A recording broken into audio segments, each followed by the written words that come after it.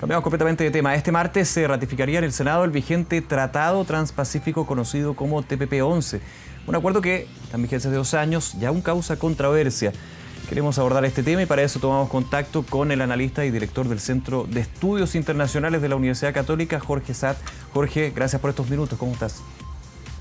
Hola, buenas tardes, Nicolás. Gracias por la invitación. A ver, antes que nada, porque hay toda una discusión y polémica que no es de ahora, de hecho, declaraciones del actual canciller con respecto a la ratificación y la necesidad de ratificar este acuerdo transpacífico, pero vamos un poco al fondo, porque también muchos no conocen y no entienden, y también hay muchas cosas que no son así con respecto a este acuerdo transpacífico. ¿De qué se trata, qué aborda y hacia dónde va?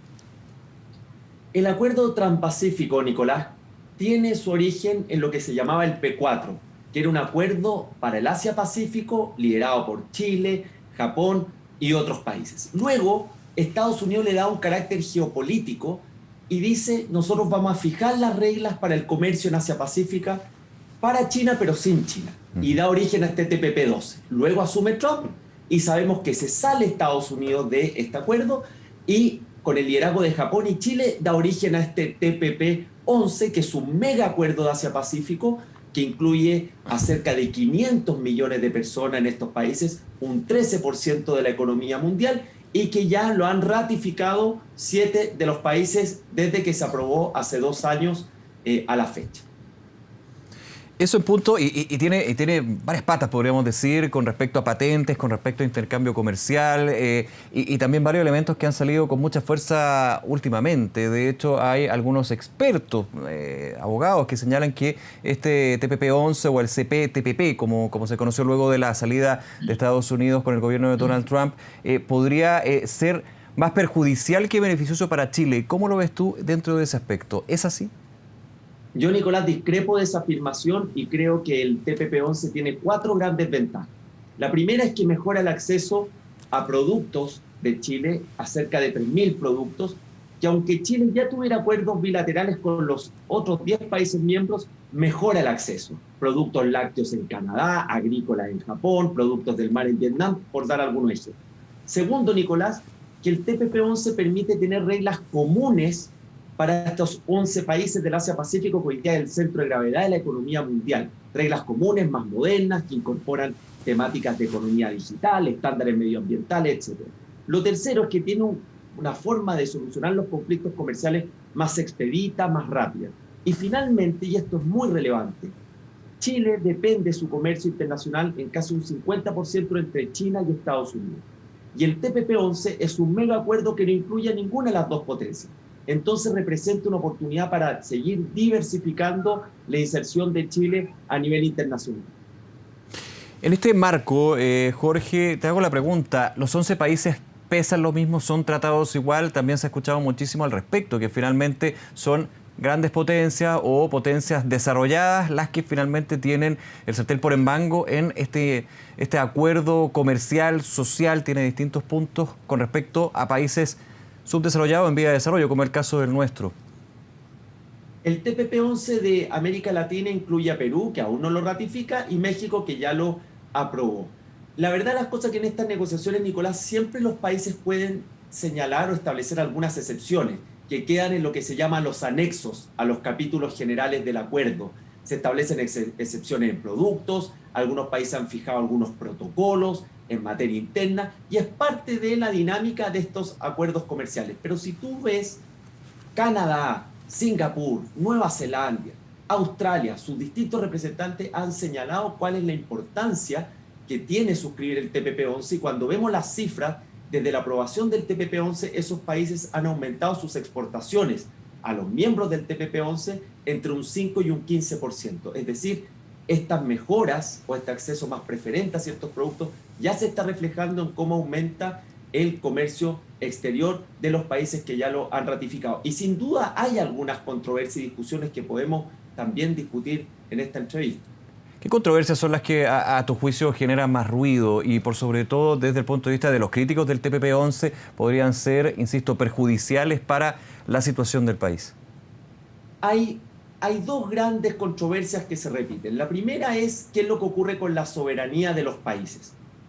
Y al respecto hay que señalar que el TPP-11, en cuanto a la inversión extranjera, no está estableciendo nada nuevo en lo que ya tiene Chile en la infinidad de tratados de libre comercio, como el que tiene con Estados Unidos u otros multilaterales, que establecen mecanismos para solucionar conflictos, ya sea entre estados o entre estados e inversionistas extranjeros.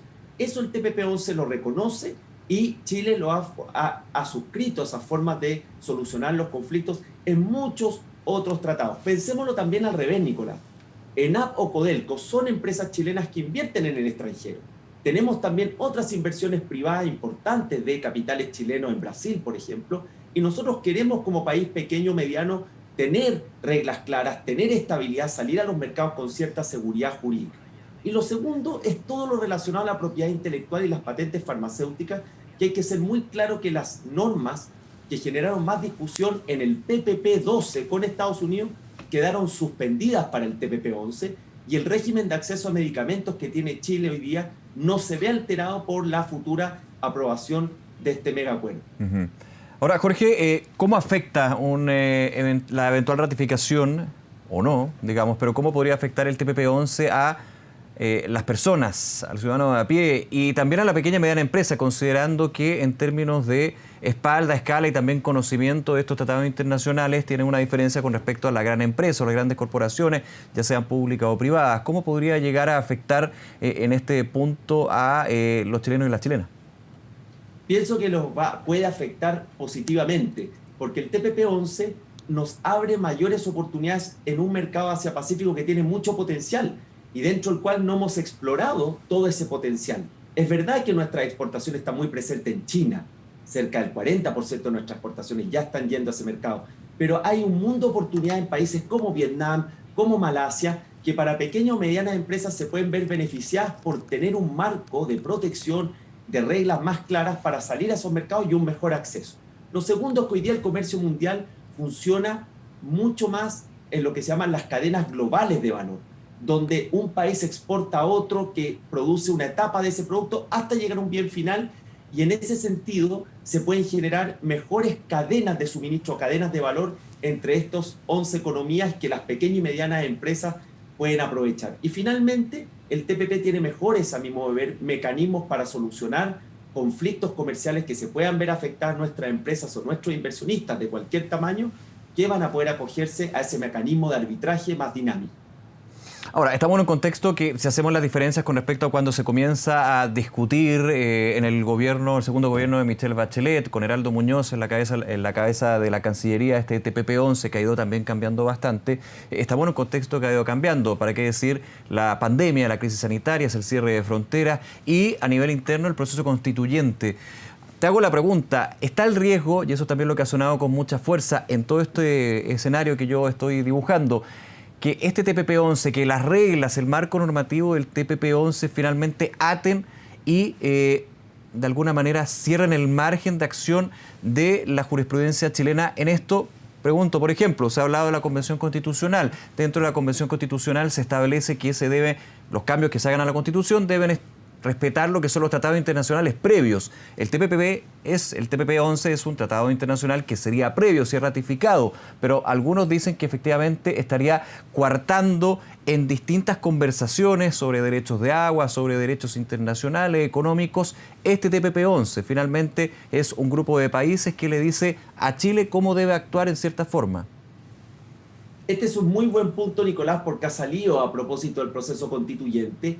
Y lo que hay que señalar es que el principio que establece la Constitución de que cualquier cambio o modificación tiene que respetar los tratados internacionales vigentes es un principio de política exterior sobre el cual se ha basado Chile, que nos ha dado seriedad, reputación y confianza a nivel internacional. Cuesta pensar de que nuestro país llegara a cuestionar no cumplir los compromisos que suscribe legítimamente con otros países. Es muy importante entonces establecer que este es un principio de política exterior. Ahora, ¿qué es lo que ocurre con el TPP?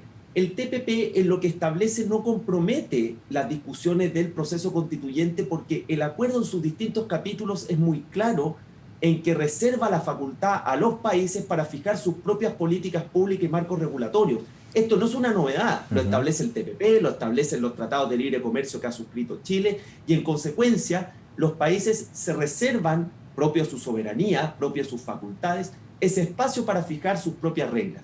Distinto es, Nicolás, si es que Chile establece discriminaciones arbitrarias, si es que eventualmente establece expropiaciones al margen de la ley, porque eso violaría principios de derecho internacional de los cuales Chile forma parte, que ya están establecidos hace mucho tiempo en la Organización Mundial de Comercio y en los distintos compromisos multilaterales. En consecuencia, creo que eso es más bien parte de esta retórica anti-TPP que se ha ido estableciendo, que a mi modo de ver tiene elementos más bien ideológicos que elementos técnicos o argumentos de peso jurídico, y que obviamente están condimentando lo que es una aprobación que, si nosotros vemos, ha sido apoyada transversalmente por gobiernos de derecha y de izquierda, y que hoy día, dejando de lado al Frente Amplio, que siempre se declaró opositor, cuesta entender de por qué hay sectores políticos que no van a sumarse a su apoyo.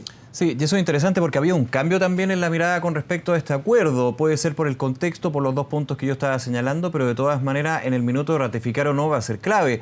Ha pasado por dos gobiernos de color político distinto, ideología distinta, pero de todas maneras hay grupos que finalmente están mirando con bastante reserva lo que podría atar en términos de soberanía dentro de toda la explicación que ha hecho. Más allá de la retórica e ideología, hay diferencias que se han ido intensificando no solamente ahora, sino desde hace 2 años.